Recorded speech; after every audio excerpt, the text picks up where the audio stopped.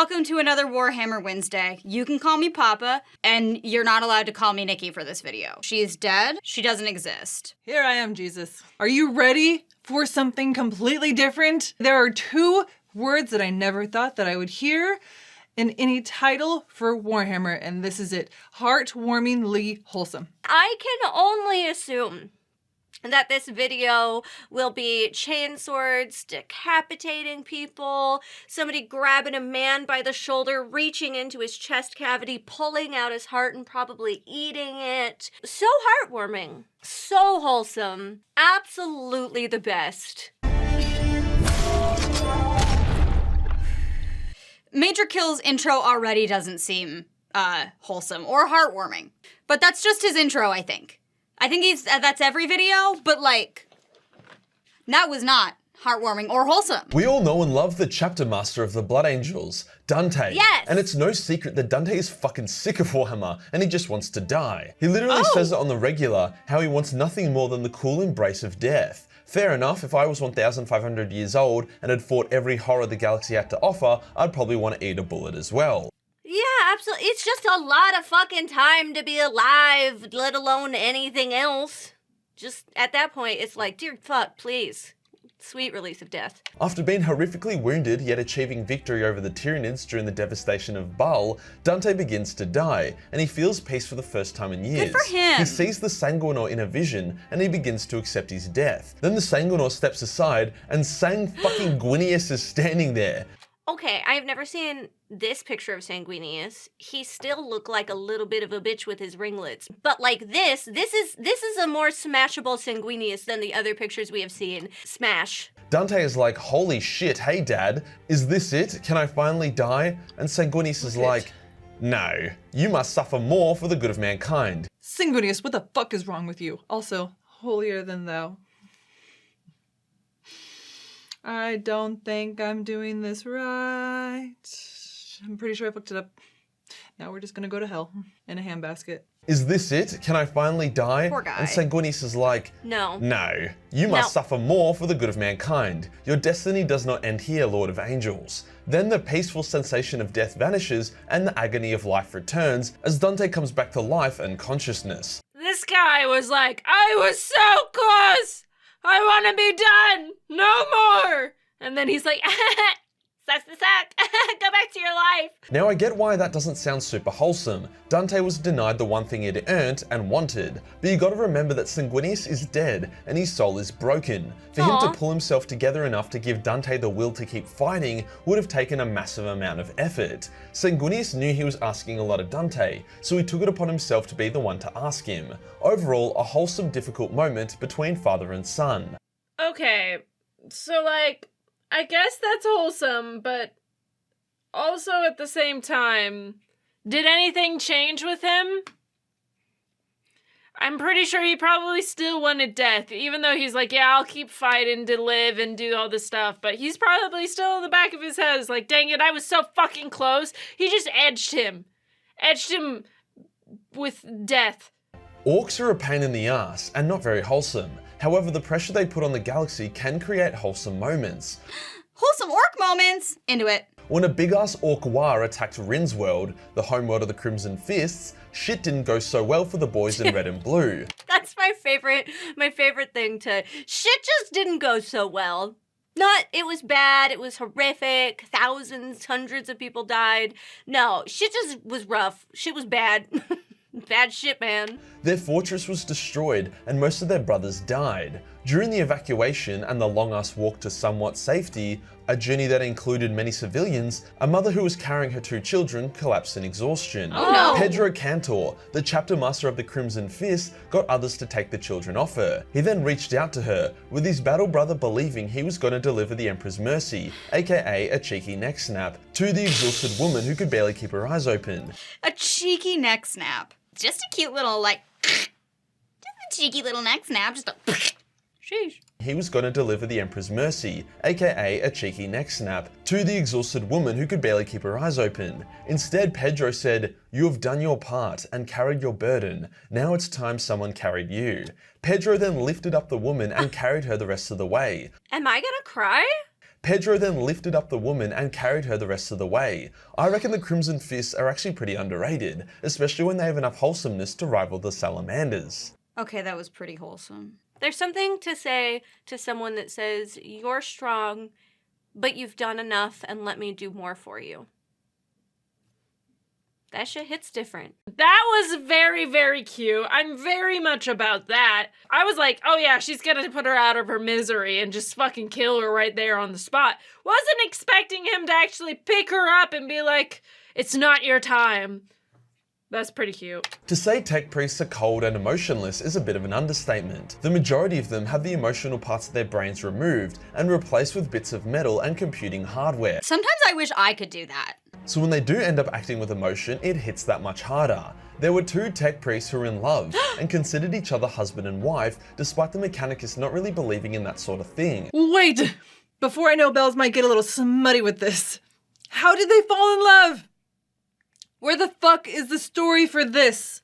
I know it's there on the internet. I know it's somewhere. Where is the story? Where's the backstory? Where is for them falling in love? Where is that? There were two tech priests who were in love and considered each other husband and wife, despite the Mechanicus not really believing in that sort of thing. When the Wordbearers attacked Calth at the start of the Horus Heresy, they were positioned to get a pretty easy win. However, an Ultramarine counterattack made it a lot tighter. That key counterattack was only possible due to the love of these two tech priests. I like that it keeps saying these two tech priests, but then showing three people, and it's just making my brain say they're a threesome. There's a threesome. Two people are very in love, and then one guy's unicorning and getting fucked. But, man. Early on in the invasion, the husband tech priest was killed. However, he had created an antivirus that could protect against the Wordbearer's scrap code, hence re-enable a lot of the Ultramarines' technology. Only his wife was able to uncover it due to the bond they shared. No tears, no sadness. No. Only his wife was able to uncover it due to the bond they shared, with the override code to launch the antivirus requiring two numbers. One was the day she was born, the other was the day she became a tech priest. Oh! Okay.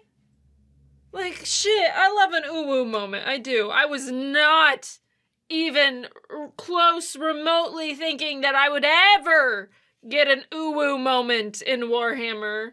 If they just had a normal professional relationship, it's unlikely she would have recognized the antivirus he created, and it's impossible she would have known both his override codes, so there you go. Even on the battlefield, love can bloom. I have goosebumps. Oh my god, I'm covered in goosebumps. That is so cute. I don't even have to write fan fiction. It's out here doing itself. Shut the fuck up, Major Kill. Shut the fuck up. You're making me sad. You're making me feel things. I didn't come here to feel things. Except I guess I literally did, because the name of the video kind of just told me that you came here to feel things. And I was like, no, that's gotta be a lie. There's no way that I actually came here to feel things. No, I did. I did come here to feel things. Fuck. Another wholesome tech priest moment was when a lonely male tech priest on a far-flung station decides to clone himself to get an assistant as well as a successor. However, the clone turned out to be a female, hence quite different to himself. Okay, if these tech priests also end up banging, I don't think that's wholesome. Please, for the love of God, tell me that he treated her like a child, like his baby, instead of...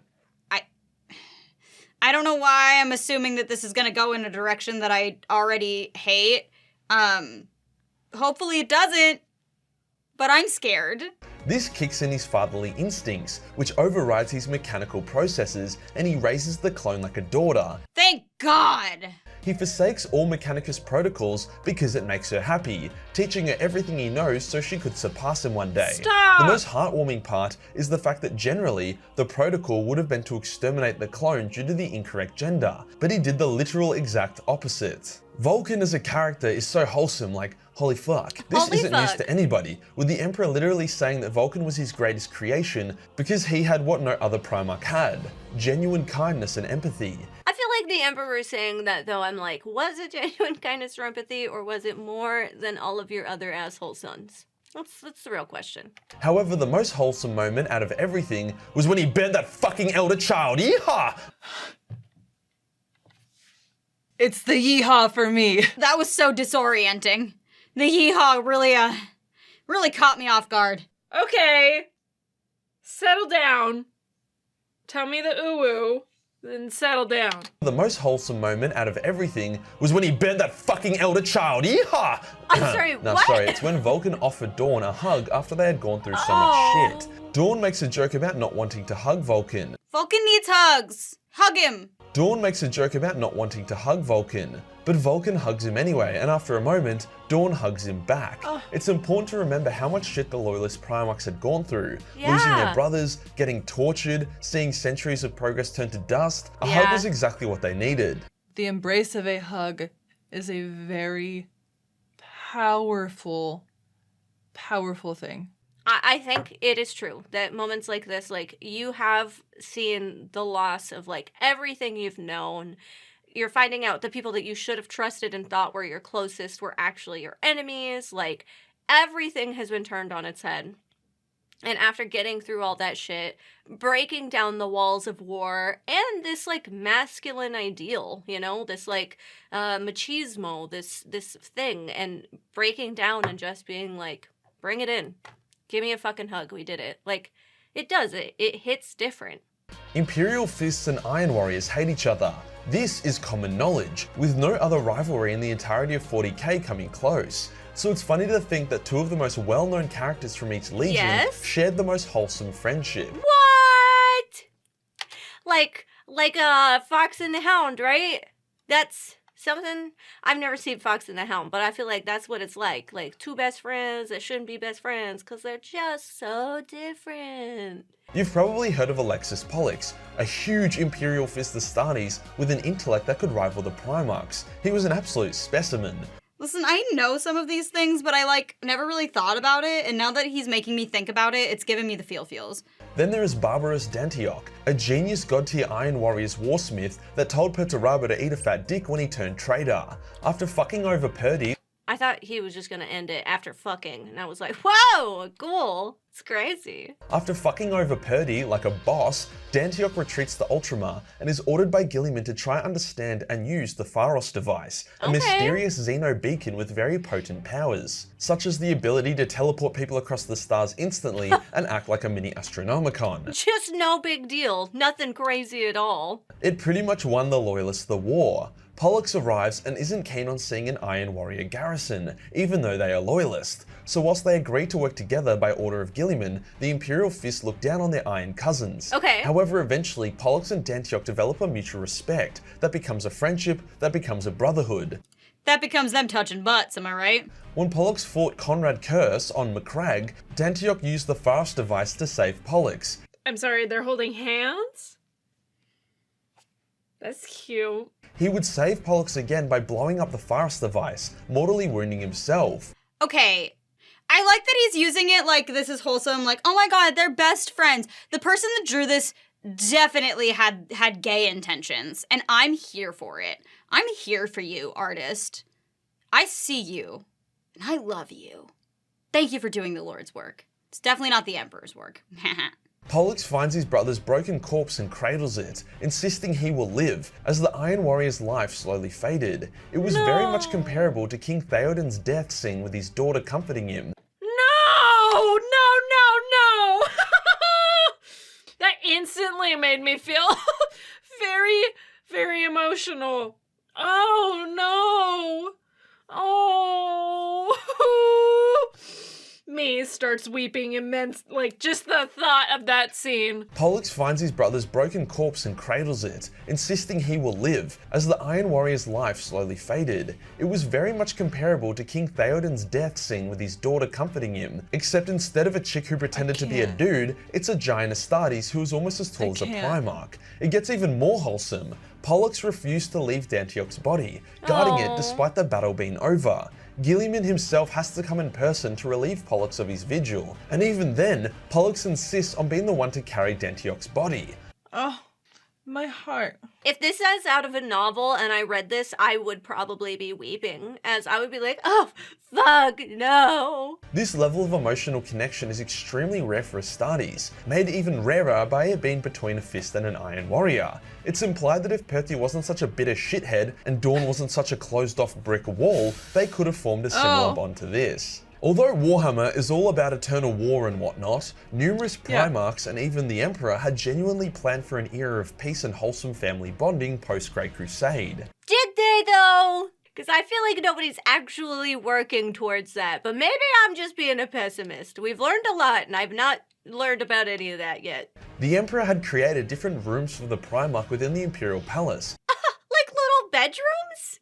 whilst Guilliman had done a similar thing in Macragge, even including rooms for his 2 lost brothers. When Dorn was taking down all the Imperial Palace's pretty shit and replacing it with a fuck ton of guns and other anti-chaos stuff, which wasn't exactly aesthetic, he felt a lot of sorrow and mused that when the war was over, he would restore the palace to its prior beauty. And make shit pretty again! Yeah, good for him. It shows that there was hope. The Primarchs and even Space Marines would discuss what they would do after the Great Crusade regularly. It's so interesting to see this picture of them. All the different art all the time is so interesting to see because, like, obviously it's very easy to identify some of people like Sanguinius on the end, Magnus, Rogel Dorn, but they look so different in some of the art compared to others. It's very interesting. You know Ahriman, that legendary sorcerer of death who wants to crack open the Black Library? Sure. He originally wanted to tend his vineyard full time when the wars were over. The Night Lords aren't exactly known for their wholesomeness, especially since they threw their lot in with the traitors.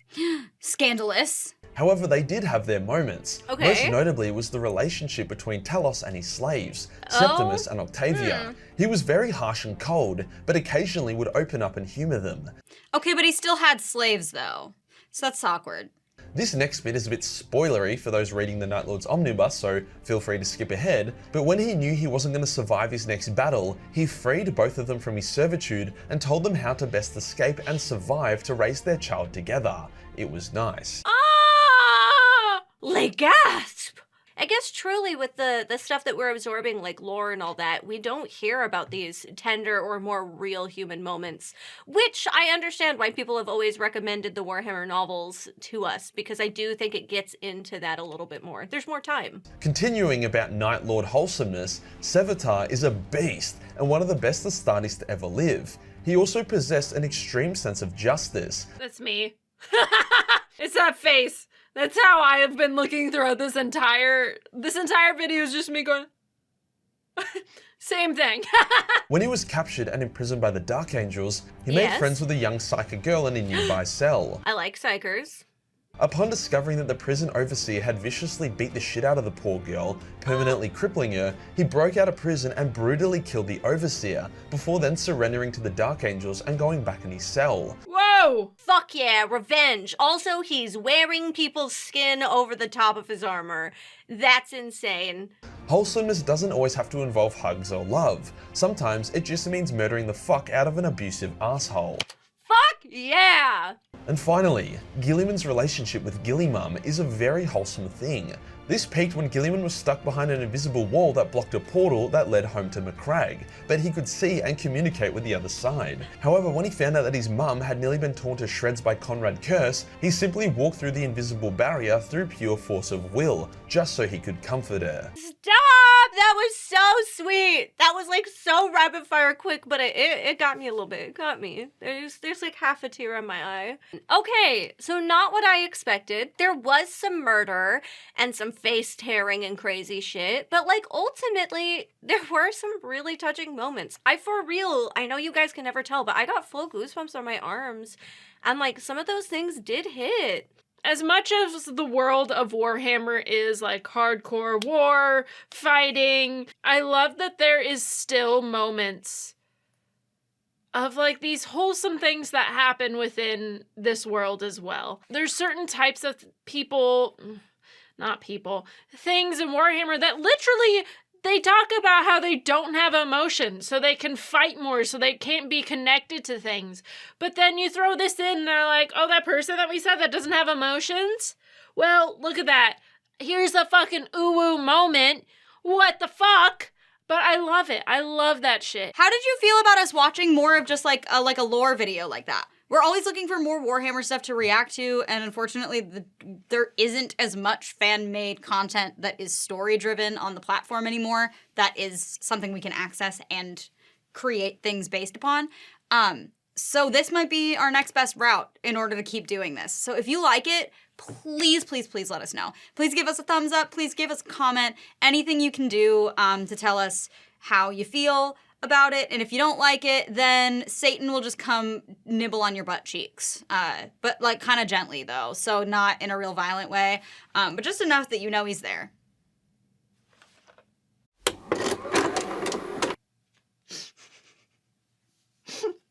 I don't even know why I put this on. I hope I don't get in trouble because I barely fit into frame right now.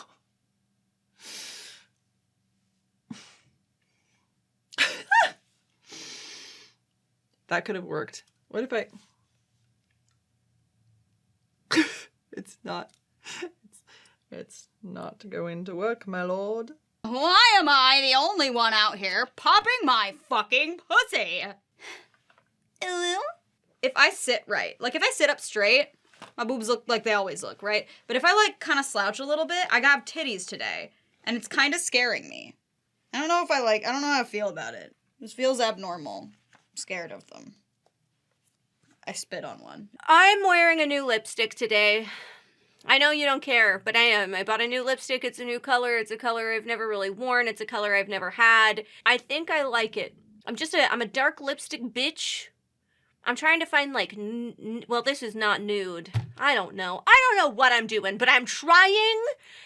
And I need you to comment below if this lipstick looks good. Because if you don't tell me that the lipstick looks good, I won't know. And tonight, when I lay in bed after watching this video and reading through the comments, if you don't tell me how you feel, whether it's good or bad, that's fine. I understand. I'm a Libra. I can take it. If you don't tell me, there will be a single tear that rolls down my cheek as I fall asleep tonight. Don't call me insecure. You're a fucking bitch. I'll step on you. I'll step on your balls and then squeeze your throat and you'll say thank you, daddy, as you look me in the eyes. Ah!